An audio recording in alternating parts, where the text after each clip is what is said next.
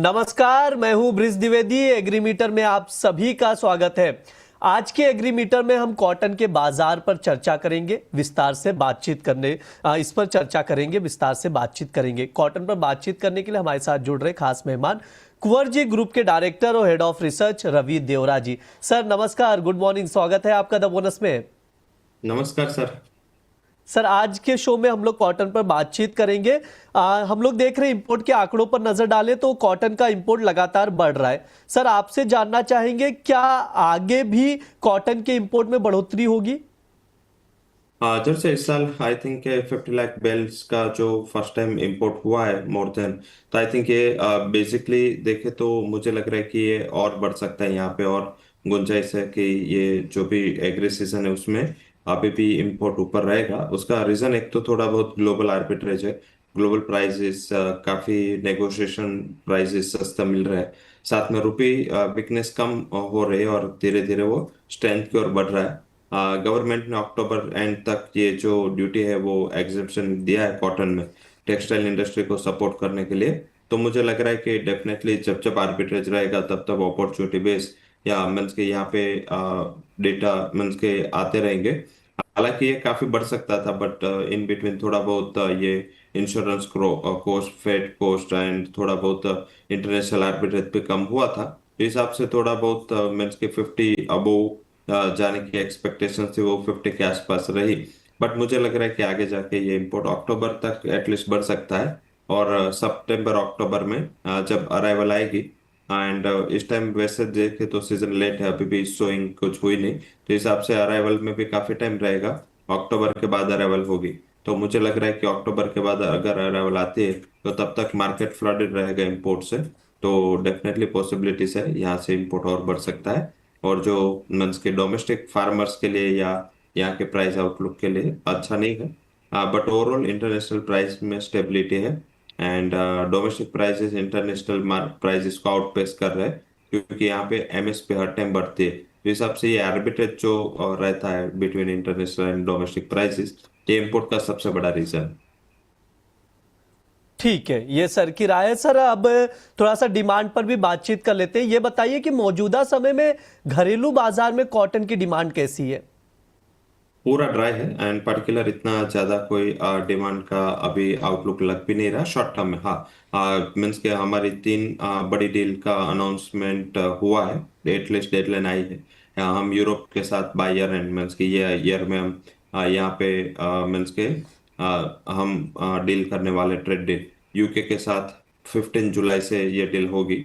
And US के साथ भी US president and Modi ji की जब बात चल रही थी तब उन्होंने बताया था कि जल्दी डील साइन होगी। तो ये तीन हमारे सबसे अच्छे and बड़े एक्सपोर्ट डेस्टिनेशन है। अगर वहां पे डील होती है तो मेरे हिसाब से नेक्स्ट ईयर प्रोबेबल अच्छा रहेगा in terms of demand. But ये करंट ईयर तो पूरा ड्राई स्पेल है, इतना ज्यादा डिमांड ना तो यूरोप से आया ना तो यूएस से आया। तो मुझे लग रहा है डिमांड पर्सपेक्टिव थोड़ा वीक है यहाँ पे।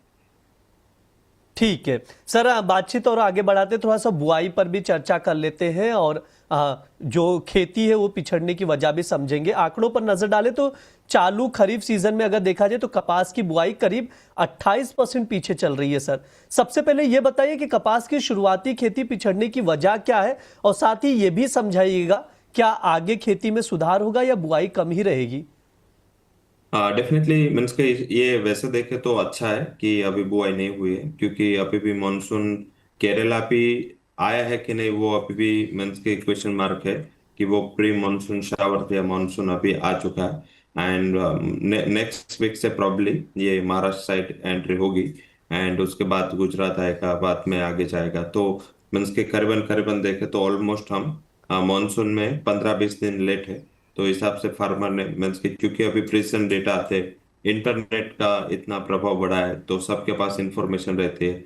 गवर्नमेंट ट्राई कर रहे हैं कि फार्मर के पास, हर फार्मर के पास इंफॉर्मेशन पहुंचे। तो हिसाब से अच्छा है कि अभी सोइंग कम हुई है और बाद में आगे जाके जैसे पानी बरसता है उसका मीन्स के व्याप देख के आप वहां पे फार्मर सोइंग कर सकते हैं। ये इम्प्रूव होगा, डेफिनेटली होगा, क्योंकि लास्ट टाइम मानसून अर्ली था 15 दिन से 8 दिन तक, और इस टाइम मानसून डिले है 15-20 दिन। तो मुझे लग रहा है कि ये वैक्यूम टाइम है एंड ये मंथ एंड में अगर ये बारिश आ जाती है Gujarat, Maharashtra and MP side, तो मुझे लग रहा है कि इसमें इम्प्रूवमेंट इतनी फास्ट होगी, इतना ज़्यादा 24-25% ज़्यादा गिरावट नहीं होगी।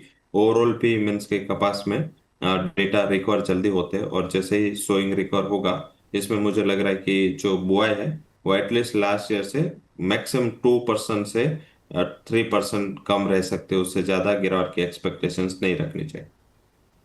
ठीक है सर, बातचीत आगे बढ़ाते हैं। थोड़ा आपसे ये समझना चाहेंगे, सबसे पहले ये बताइएगा कि मौजूदा समय में कॉटन सीड ऑयल केक की घरेलू डिमांड कैसी है, और साथ ही ये भी समझाइए कि शॉर्ट टर्म में कॉटन और कॉटन सीड ऑयल केक के प्राइजेस का क्या आउटलुक रहेगा। जैसे कॉटन सीड ऑयल केक की डिमांड रही थी इन पर्टिकुलर, क्योंकि जो अदर पीयर्स थे, सोया केक है या सोया ऑयल मिल है या आरएम है, जो भी ऑयल मिल जो इसके पीयर है, उसके प्राइसेस काफी बढ़ गए मीन्स के versus cotton seed oil cake. वहाँ पे प्राइसेस काफी हायर थे। जो एनिमल फीडिंग है उसमें मुझे लग रहा है कि ये जो डिमांड है वो थोड़ा बहुत यहाँ पे स्ट्रक्चरल डिमांड है, वो आती हुई दिखी थी। एंड यही एक रीजन है कि जिस हिसाब से prices despite of this headwinds, prices में बहुत ज़्यादा गिरावट नहीं आई। तो मुझे लग रहा है कि ये सबसे बड़ा रीज़न होना चाहिए कि जिससे यहाँ पे डिमांड बनी रही है। हालांकि फिर भी ऐसा लग रहा है कि आगे जाके थोड़ा बहुत ध्यान ऐसा रखें कि ऑफ फिर सीजनलिटी, इसकी सीजनलिटी जो डिमांड की होती है वो करीबन नवंबर दिसंबर से स्टार्ट हो जाती है। एंड नई सीजन में फिर से यहाँ पे अरावल जैसे चालू होगी, उसके बाद प्राइसेस यहाँ पे वीक होते हैं। तब तक प्राइसेस रेंज में रहेंगे कॉटन सीड ऑयल केक के। डाउन साइड मुझे नहीं लग रहा है कि 3500 के नीचे सस्टेन होना चाहिए, एंड अपर साइड 3800, तो 300 पॉइंट की रेंज में यहाँ पे स्टेबिलिटी होनी चाहिए। कॉटन में दो व्यू है। इमीडिएट पर्सपेक्टिव से देखें तो कपास में मुझे लग रहा है कि अगले 10-12 दिन एटलीस्ट कपास के प्राइसेस है वो फर्म रहेंगे, हाई लेवल पे सस्टेन रहेंगे। एंड 1720 1710 ये एक बेस बना रहेगा। एंड 1780 1790 जैसा आता है तो वहां पे एक बार आप बेच सकते हैं, क्योंकि सोइंग के डेटा जैसे ही शार्प इंप्रूवमेंट दिखाएंगे प्राइजेस में सडन गिरावट आएगी। तो मेरा यह मानना है कि अभी तो अच्छे है, बट यहाँ से 40 से 50 पॉइंट तक के अगर उछाल आती है तो एक बार फार्मर्स या स्टॉकिस्ट है उसको वहां पे थोड़ा प्रॉफिट बुक करना चाहिए। ठीक है, ये सर की राय निकल कर आ रही प्राइजेस आउटलुक को लेकर और घरेलू डिमांड को लेकर। सर एक आखिरी सवाल रहेगा आपसे, अगर किसी को एग्री कमोडिटी में पोजीशन बनानी हो तो आपकी तरफ से टॉप एग्री कॉल्स क्या कुछ रहेंगे रिकमेंडेशन में। जब से काफी बड़ी रैली के बाद आज थोड़ा कंसोलिडेशन देखने को मिला है। स्पाइसेस पेक में भी कंसोलिडेशन है, या अदर गुआर कॉम्प्लेक्स में भी कंसोलिडेशन है, बट ये करेक्शन के चांस बनेंगे नहीं ऐसा लग रहा है। और जैसे हमने पहले भी आगे बात की थी कि ये जब तक मीन्स के बारिश ना हो तब तक बेचना मना है।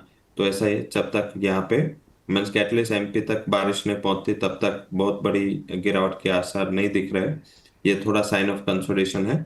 स्ट्रेटेजी वाइज बात करें तो आज टर्मरिक के अगस्त एक्सपायरी में बाई करें, 16,980 पे बाय है। स्टॉप लॉस बोर्ड भी 16,780 17,320 तक के टारगेट यहाँ पे आ सकते हैं।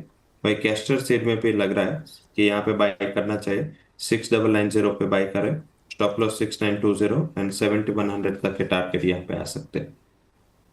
ठीक है, ये सर की तरफ से दो टॉपिक्स रिकमेंड किए जा रहे हैं, एक तो टर्मरिक है और सेकंड कैस्टर सीड, जिस पर आप लोग नजर बनाकर चल सकते हैं। सर समय भी हो चुका है, डिस्क्लेमर दे दीजिए प्लीज। जो भी कमोडिटीज के रिलेटेड चर्चा हुई, मेरी कोई पर्सनल पोजीशन नहीं है। कंपनी के clients as well as company के फंड में थ्रू स्पॉट और डेरिवेटिव मार्केट ये पोजीशन हो सकती है। कोई भी पोजीशन लेने के पहले फाइनेंशियल एडवाइजर के साथ रिस्क के लिए कंसल्टेशन जरूर से करें। एंड जो अगर आपका नजरिया ट्रेडिंग का है तो स्टॉप लॉस पोजीशन पे जरूर से लगाएं। जी सर, बहुत बहुत शुक्रिया सर समय देने के लिए, आज की चर्चा में जुड़ने के लिए बहुत बहुत धन्यवाद आपका। ये हमारा एग्री मीटर शो है। इस दौरान तमाम एग्री कमोडिटीज पर हम लोग विस्तार से बातचीत करते हैं। इस बार हमने कॉटन पर चर्चा की है, उसके फंडामेंटल समझे, प्राइस आउटलुक भी जाना है, कुछ टॉपिक्स भी रिकमेंड किए गए हैं जिन पर आप लोग नजर बनाकर चल सकते हैं। फिलहाल के लिए शो में इतना ही रहेगा। आप लोग बने रहिए एग्री द बोनस के साथ। धन्यवाद।